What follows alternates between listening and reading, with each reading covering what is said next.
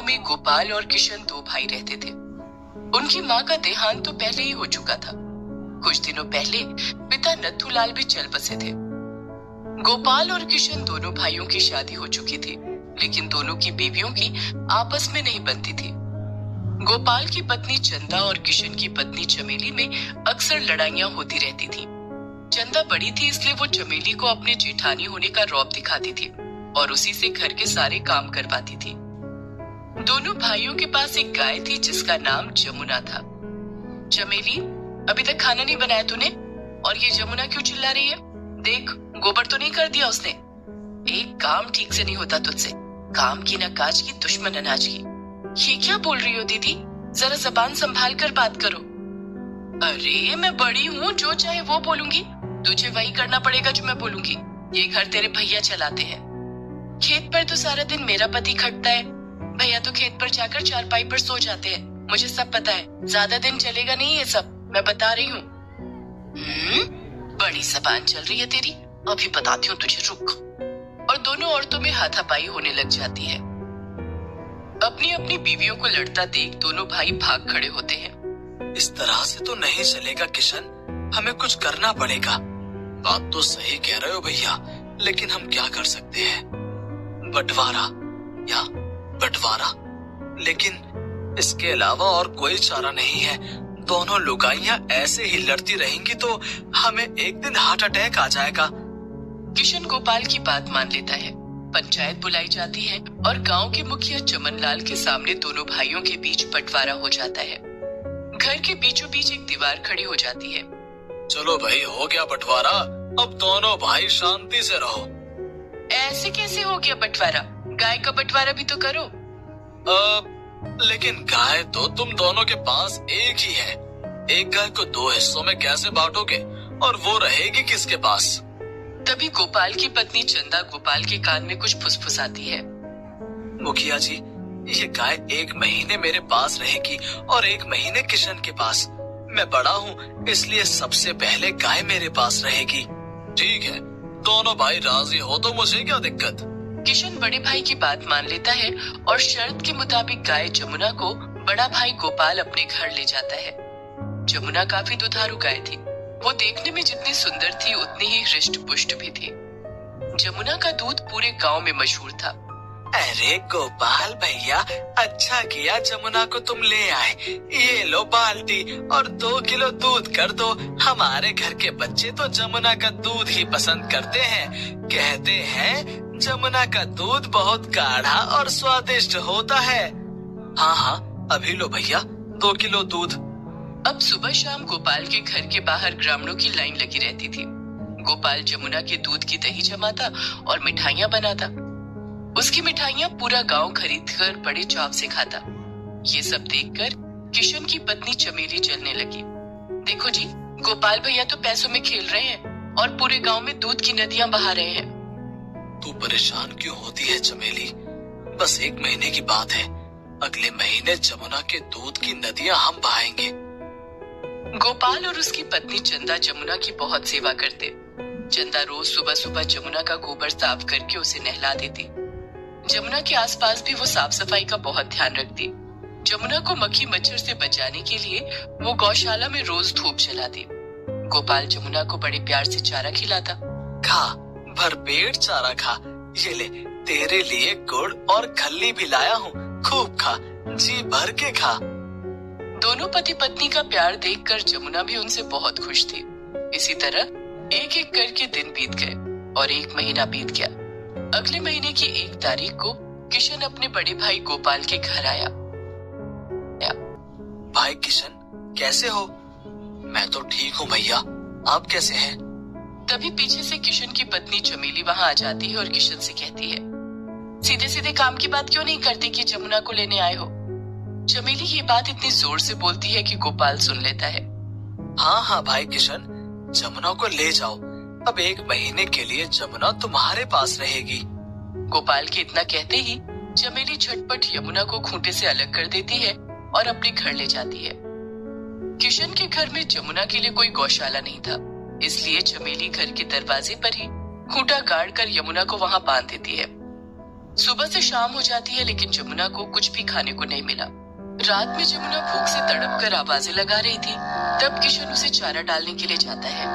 तभी चमेली वहां आ जाती है। ये क्या कर रहे हो? देख नहीं रही हो, जमुना को भूख लगी है, तुमने इसे चारा नहीं डाला। न मैं चारा डालूंगी और न तुम्हें चारा डालने दूंगी। लेकिन जमुना से तेरी क्या दुश्मनी है? दुश्मनी जमुना से नहीं, तुम्हारे भाई और भाभी से है। पूरे महीने तो उन लोगों ने जमुना के दूध के बहुत मजे उड़ाए हैं। दूध, दही और मिठाइयां बेचकर खूब पैसा कमाया है। लेकिन अब मैं ऐसा नहीं होने दूंगी।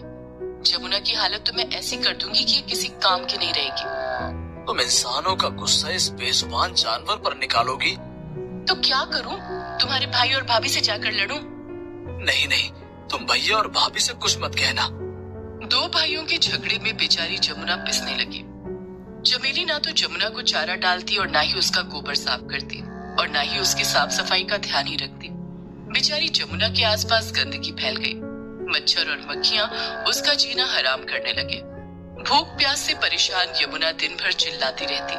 ग्रामीणों को दया आ जाती तो कभी कोई 2 रोटी डाल जाता, जिसे खाकर जमुना थोड़ी देर के लिए शांत हो जाती। लेकिन अगले ही पल फिर भूख से बिलबिला उठती। जमुना की यह हालत गोपाल और चंदा से देखी नहीं जा रही थी। सुनिए जी, आप देख रहे हैं ना किशन और चमेली ने जमुना की क्या हालत कर दी है। मुझसे जमुना की यह हालत देखी नहीं जाती। उनसे कहो कि अगर जमुना संभाली नहीं जाती तो हमें दे दे। ये कैसी बात कर रही हो चंदा? शर्त के मुताबिक जमुना इस महीने किशन के पास ही रहेगी। जमुना को अब हम अगले महीने ही अपने घर ला सकते हैं। गोपाल की बात सुनकर चंदा चुप हो गई, लेकिन उससे जमुना का दुख देखा नहीं जा रहा था। रात होते ही जब सब सोने चले जाते तो वो चुपके से जमुना को खाना खिलाती। इस तरह से बेचारी जमुना एक वक्त का ही खाना खा पाती, जिससे वो बहुत कमजोर हो गई थी। धीरे धीरे करके जमुना के कष्ट भरे दिन बीत गए और 1 महीना पूरा हो गया। अगले महीने की 1 तारीख को गोपाल जमुना को लेने के लिए किशन के घर पर आया। हाँ हाँ भैया, अब आप जमुना को अपने घर ले जा सकते हैं। जमुना बहुत कमजोर हो चुकी थी। वो किसी तरह से चल पा रही थी।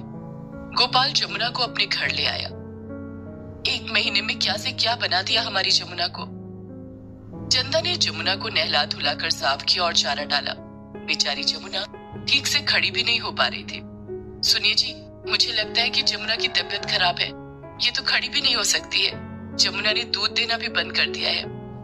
गोपाल डॉक्टर को बुला कर लाता है। सही खुराक न मिलने की वजह से ये बीमार हो गई है। मैं कुछ दवाइयाँ लिख रहा हूँ, चारे में डालकर इसे खिला देना। गोपाल और चंदा ने जमुना की खूब सेवा की, लेकिन जमुना पहले की तरह स्वस्थ नहीं हो पाई। हमारी जमुना का क्या हाल कर दिया इन कसाईयों ने। चंदा की बात सुनकर गोपाल को एक उपाय सूझा। वो जमुना को खूंटे से अलग करके अपने साथ कहीं ले जाने लगा।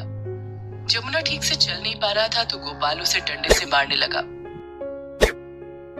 तभी वहां से मुखिया चमनलाल गुजर रहे थे। अरे गोपाल, जमुना को डंडे क्यों मार रहे हो? ये तो पहले ही अधमरी हो गई है। तुम्हारे माता पिता ने इसे अपने बच्चों की तरह पाला है और तुम दोनों भाइयों ने इसकी ये हालत कर दी। हमारे बीच में ना पड़ो चाचा जी। जमुना अब किसी काम की नहीं रही। मैं इसे बेचने के लिए ले जा रहा हूँ। कहाँ बेचोगे इसे? इसे अब कौन खरीदेगा? कसाई के हाथों बेच दूंगा। जीते जी तो अब ये किसी काम ना आएगी, मर के तो काम आएगी। मुखिया चमनलाल चिल्लाने लगे। राम राम राम, ऐसे कैसे कसाई को बेच दोगे? इसका बंटवारा मैंने करवाया था। अब इस बात का फैसला मैं भी करूंगा, वो भी पंचायत के सामने। अगले दिन पंचायत बुलाई गई। दोनों भाई अपनी अपनी पत्नियों के साथ पंचायत के सामने हाजिर हुए। हाँ तो गोपाल, तुम जमुना को कसाई के हाथों क्यों बेचना चाहते हो? ये गाय तुम्हारे माता पिता की आखिरी निशानी है। लेकिन मेरे छोटे भाई ने ये बात नहीं समझी कि जमुना हमारे माता पिता की आखिरी निशानी है। ये महीना पूरा होते ही जमुना को अगले महीने कसाई के पास जाना है, जो उसे तिल तिल कर मौत देगा। जमुना रोज भूख से तड़प तड़प कर मरेगी। इससे तो अच्छा है कि जमुना एक बार में ही मर जाए। इतना कहते ही गोपाल फूट फूट कर रोने लगता है। गोपाल की बात सुनकर छोटे भाई किशन को उसकी गलती का एहसास होता है कि उसने क्यों नहीं अपनी पत्नी चमेली को जमुना के साथ बुरा करने से रोका। किशन और चमेली दोनों ही बहुत शर्मिंदा होते हैं। भैया, मुझे माफ कर दो, गलती मेरी है। मैं भूल गया था कि गौ माता होती है और जमुना को तो हमने हमेशा अपने घर की लक्ष्मी माना है। मैं जमुना को अपने साथ लेकर गया था, सारी उसकी जिम्मेदारी मेरी थी। मैं अपनी जिम्मेदारी नहीं निभा पाया। जमुना की इस हालत का जिम्मेदार मैं हूँ। हमने आपसी झगड़े में एक बेजुबान के साथ बुरा बर्ताव किया। आज से जमुना हम दोनों की है, जमुना का बंटवारा नहीं होगा। मैं तो कहता हूँ कि हमारे घर का ही बंटवारा नहीं होगा। हम एक साथ रहेंगे और जिन्हें ये मंजूर नहीं वो हमें छोड़कर जा सकता है। ऐसा कहकर किशन ने अपनी पत्नी चमेली की तरफ देखा। चमेली किशन का इशारा समझ गई। पंचायत के सामने दोनों भाई एक दूसरे के गले मिले और हमेशा साथ रहने का वादा किया। घर के बीचों बीच बनी दीवार उसी दिन तोड़ दी गई। अब जमुना का ख्याल दोनों भाई मिलकर रखने लगे। चंदा और चमेली को भी समझ आ गया था कि अब उनकी दाल नहीं गलने वाली है। जमुना ने दोनों भाइयों को फिर से मिला दिया था। जमुना का स्वास्थ्य धीरे धीरे ठीक होने लगा और वो पहले की तरह चमकने लगी।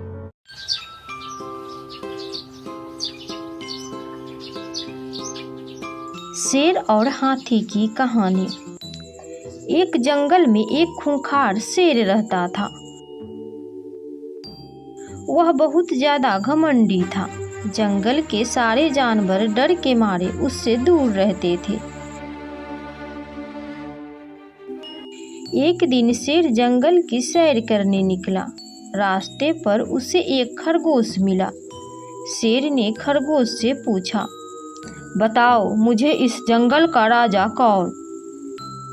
खरगोश ने डरते हुए कहा, महाराज आप और कौन? शेर हंसते हुए आगे चला जाता है। रास्ते में शेर को हिरन मिला। शेर ने वही सवाल उससे पूछा, बताओ इस जंगल का राजा कौन? हिरन डरते हुए कहा, महाराज आपके सिवा और कौन हो सकता है? शेर को मनचाहा जवाब लेकर बहुत खुशी मिल रही थी। वह हंसते हुए आगे बढ़ जाता है। रास्ते में शेर को एक भालू मिला। शेर ने फिर से उससे वही सवाल पूछा, बताओ इस जंगल का राजा कौन? फिर भालू डरते हुए वही बोला जो सब बोले। शेर अकड़ता हुआ और अपना रौब दिखाते हुए आगे बढ़ जाता है। आगे जितने भी जानवर उसे मिलते सबसे शेर वही सवाल करता और अपना मनचाहा जवाब पाकर खुश होता और आगे बढ़ जाता। आगे चलकर उसी रास्ते में एक हाथी आ रहा था। शेर ने फिर वही सवाल उस हाथी से पूछा, बताओ मुझे इस जंगल का राजा कौन है? हाथी पहले से ही बहुत ज़्यादा गुस्से में था और शेर की फालतू बात सुनकर उसको और भी ज़्यादा गुस्सा आ गया। तभी हाथी ने शेर को अपने सूंड में फंसाकर ऊपर की ओर उछालकर जमीन पर पटक दिया। फिर हाथी ने शेर से पूछा, अब बताओ इस जंगल का राजा कौन? हाथी से मार खाकर शेर को बहुत दर्द हो रहा था। उसने कहा, नहीं हाथी भाई, मुझे अपनी ताकत का बहुत ज़्यादा घमंड हो गया था। अब मैं अच्छे से समझ गया कि हर जगह अपनी हेकड़ी नहीं दिखानी चाहिए। कहानी से सीख। शेर और हाथी की इस कहानी से हमें यह शिक्षा मिलती है कि अपनी ताकत का घमंड कभी नहीं करना चाहिए।